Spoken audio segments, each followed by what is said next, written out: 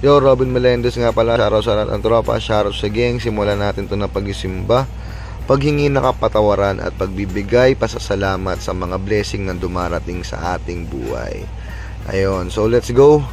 For today's video, puntahan natin yung bagong kainan dito sa Baclaran. Straight lang namin to, El Gabriel, pero sa may bandang Unioil, yung sa may Airport Road. Ayan, OG Stopsihan. Specialty nila dito is yung 80 pesos nilang tumbong soup. Meron ng fried rice yon, mga ropa. So solid na solid. Shoutout kay Boss Chuck, may-ari nito syempre. So ayan, El Gabriel sa bahay namin. Dire-diretso, pag nakarating kayo dito, bandang kaliwa, OG Stopsihan. So syempre, kalamansi, chili garlic, at fried bawang. Yan ang pinakamasarap dyan syempre. Haluin.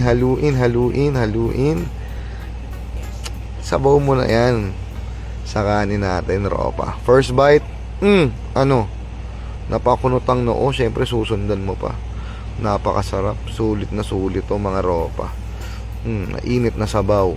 Nakarampa ako naghahanap niyan. Second round, ubos agad, sabay higop. Simot.